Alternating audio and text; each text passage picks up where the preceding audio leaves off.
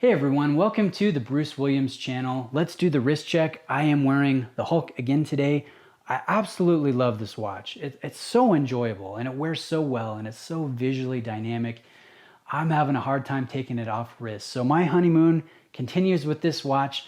But today I'm going to answer a few questions. We've had a few viewers reach out with this or that type questions. They want to make a purchase, but they want a little bit of input on what would be the better buy. So I'm going to give my opinions, suggestions, experiences, and I would love for you guys to do the same here in the comment section. So please feel free to chime in multiple times throughout the video if you wish, with your experiences, your suggestions, and your input. So let's go to the first email. They're pretty short, so we can do 3 here in this one video.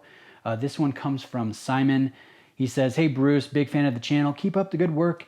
I'm considering my first luxury watch purchase after years of collecting more affordable Seiko watches." So first, I gotta say, Simon, I've been where you are, and I think a lot of people here watching this video can relate to where you're at, right? You've spent years enjoying a price segment, great watches. I'm a huge fan of Seiko. I think that's no secret. But you're looking to move up and get your first luxury watch purchase, and I think that's exciting. So big congrats to you right off the bat. So back to the email. Simon says, "I'm struggling to decide between the Omega Seamaster 300 meter 2017 model." So that one is the one that does not have the ceramic wave dial. It has the flat ceramic dial and wears a little bit smaller than the latest generation. Or the Black Bay 58 from Tudor. "I have a 6.5-inch wrist. Could you please offer any advice on my choice? Many thanks, Simon." Well, Simon, I would say you could pull off either one of those watches. You could wear the 41.5 millimeter Seamaster, but that being said, I think you would much prefer in the long run the Tudor Black Bay 58. I can't say enough good about this watch. Like most people here on YouTube, big fan of the Black Bay 58. The 39 millimeter case and the way the lugs, terminate at the bracelet, it's so pleasant visually and proportionally. I think, with the height, the ratios, the size of the dial, the hands, the markers, that one is hard to beat. So I think, again, in the long term, you're going to love the way that wears. I think it's going to be perfect on your 6.5-inch wrist. And I think you would probably enjoy it a little bit more than the very sleek contemporary Seamaster, even though that one is a very nice watch. So I would say go Black Bay 58. Don't second guess yourself. They're both awesome watches. And I think going from Seiko to the Black Bay 58, that would be really fun. So that's what I would say, guys. Let Simon know what you think he should do here in the comments. Now, the second email, this one comes from Brendan. He says, "Hey Bruce, big fan of the channel. I'm thinking of buying a watch for that $2,000 to $2,250 price range.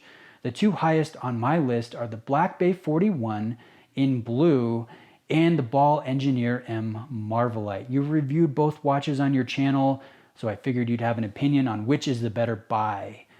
He's also asking if there's any other similar recommendations we would have for him. So I would say, Brendan, between the two, the Tudor and the Ball, I would go with the Tudor personally. Now, I know some of you guys probably saw that coming a mile away, but I think Tudor is a better buy over Ball, and let me explain myself here. Now, that's not to say that Ball doesn't make some very nice watches with great bracelets, in-house movements, nice detail work, nice finishing. I really enjoy the low light visibility from the tritium tubes. You really can't beat that in low light conditions or no light conditions. But Ball is a very soft brand in the watch market, right? When they offer a watch new, they will give you a significant discount in the pre-order, and everybody buys the pre-order. So it's not like you're getting a very special discount because not a ton of people buy them once they jump up by several hundred or over $1,000. So when people are buying them for these discounts, that's the retail price in my opinion. And then when they go onto the secondary market, they take an even bigger hit. So when I want to spend $2,000, I don't want to spend it on a Ball. And that's not knocking Ball. That's just talking about the buy in general, if that makes sense. I'm not opposed to adding a Ball to the rotation, but you got to do it saving as much money as possible. There's something fun and satisfying with doing that, right? Making your money stretch further.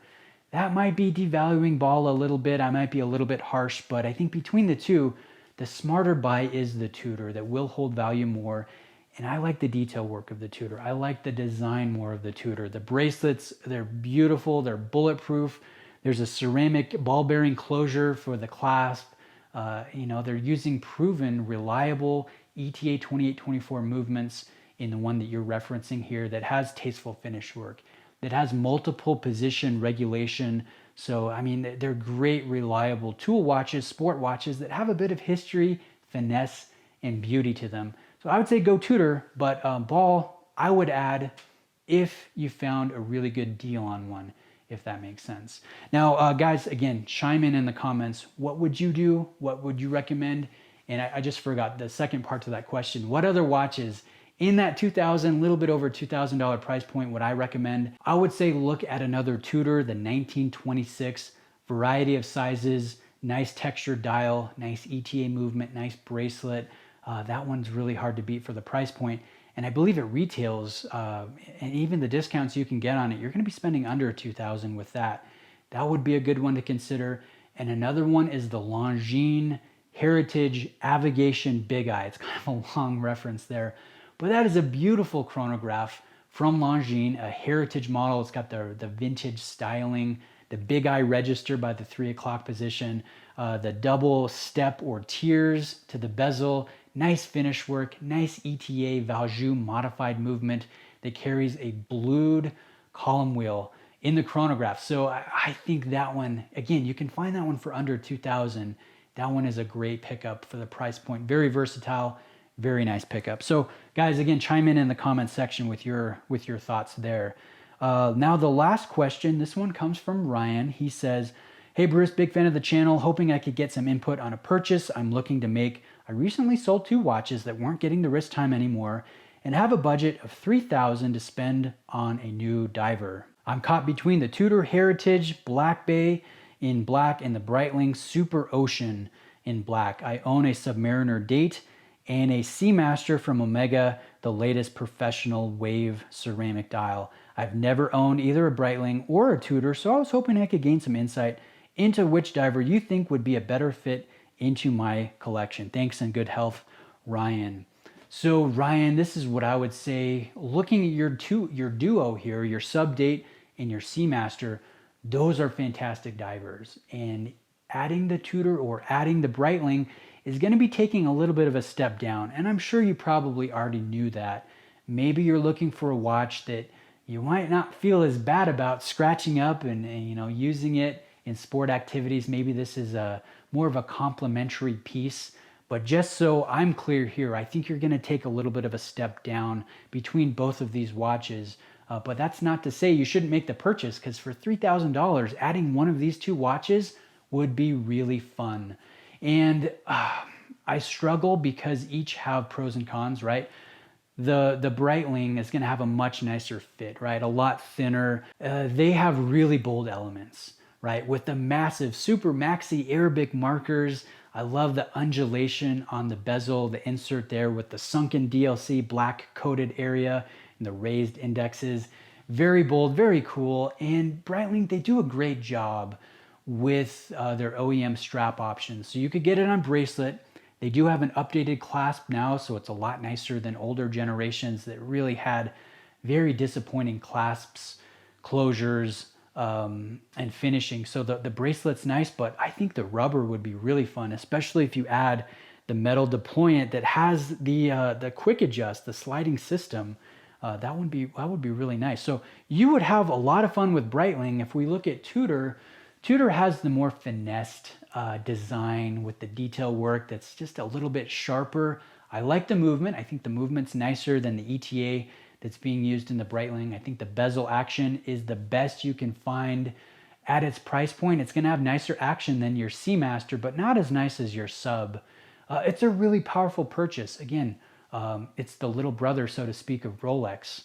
But that being said, the one you're referencing, the in-house movement, is super tall and it's doable, right? I think it's doable, but it's not as enjoyable as having a little bit thinner of a fit in your Sub. I'm wearing a Sub right now. Your Sub wears very nice.